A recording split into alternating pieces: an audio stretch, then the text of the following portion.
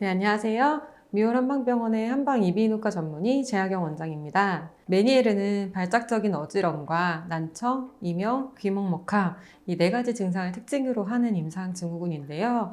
환자를 굉장히 힘들게 하는 질환입니다.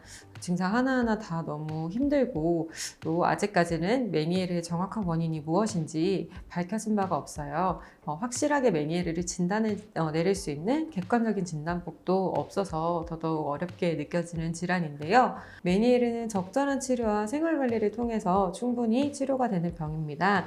오늘 제가 메니에르에 대해서 최대한 쉽고 자세하게 설명을 드리도록 할게요. 메니에르에 대한 막연한 두려움을 없애고 또 적절한 치료를 잘 받으시는데 도움이 조금이라도 될 수 있으면 좋겠습니다. 메니에르는 반복되는 발작적인 어지럼과 난청, 이명, 귀먹먹함 이 네 가지 증상을 특징으로 하는데요. 특별한 진단법이 있지 않아요. 객관적인 진단 검사법이 없어서 의사 개개인이 환자의 임상 증상에 따라서 판단을 내려서 진단을 하는 건데요. 보통은 위에 네 가지 증상 중에 두 가지 이상이나 아니면은 한 세 가지 이상을 가지고 있으면 메니에르라고 진단을 합니다. 메니에르의 어지럼 같은 경우는요, 보통은 회전성으로 와요. 나는 가만히 있는데 세상이 빙글빙글 도는 것 같은 느낌의 어지럼이 발작적으로 생기는데요.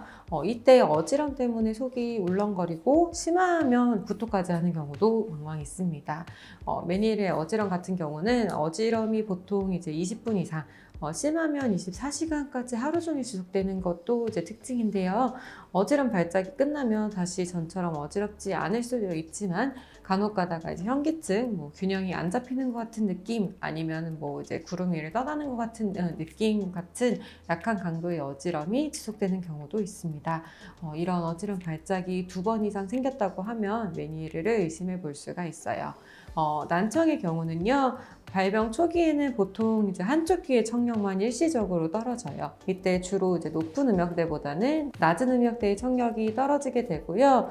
일시적으로 나타납니다. 그러다가 이제 다시 회복이 되는데, 그러다가 점차 메니에르가 반복해서 재발을 하고 악화가 되게 되면은요, 낮은 음역대뿐 아니라 전체 음역대에서 청력이 떨어지게 되고, 이때 이제 일시적이 아니라 이제 영구적인 청력 저하가 발생을 하게 돼요.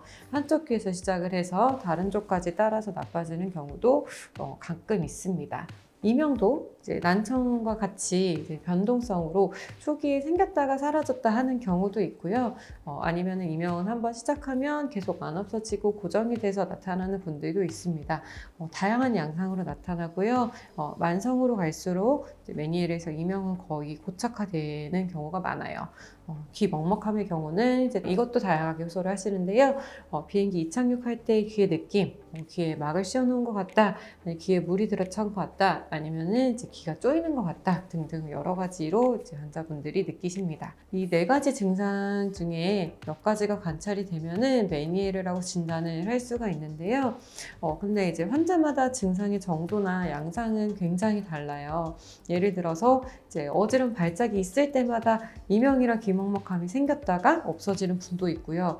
이명은 안 없어지고 이명은 계속 있고, 어지럼이나 이충만감 같은 다른 증상들은 가끔씩 발작이 생겼다가 없었다가 반복하는 경우도 있습니다. 어지럼 같은 경우도요, 전형적인 핑글핑글 도는 회전성 어지럼으로 오시는 경우도 있는데, 그냥 이제 현기증 정도, 그냥 이제 브레인 포그라고 얘기를 하죠. 머리가 맑지 않은 느낌이라든지, 아니면 구름 위를 떠다니는 것 같은 기분이에요. 아니면 이렇게 한쪽으로 몸이 자꾸 치우쳐지는 느낌이에요.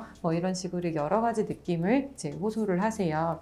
청각 증상이 먼저 생긴 다음에 어지럼까지 진행이 되는 경우도 있고요. 어지럼이 먼저 있은 다음에 청각 증상이 생기게 되는 경우도 많아요. 사람마다 이제 이렇게 같은 메니에르 진단인데도 증상이 천차만별이라서 진단이 더더욱 어려운 편입니다. 임상 증상에 따른 판단이기 때문에 의사마다 약간씩 진단명은 달라질 수가 있어요. 그래서 어디 가서는 메니에르라고 그랬는데 어디 가서는 메니에르가 아니라고 그래요. 선생님 저는 뭔가요? 이렇게 환자분들이 가끔 물어보시는데요. 이게 그 의사 개개인이 이제 본인의 경험에 따라서 환자 임상 증상을 바탕으로 파악을 하는 질환이기 때문에 그렇습니다.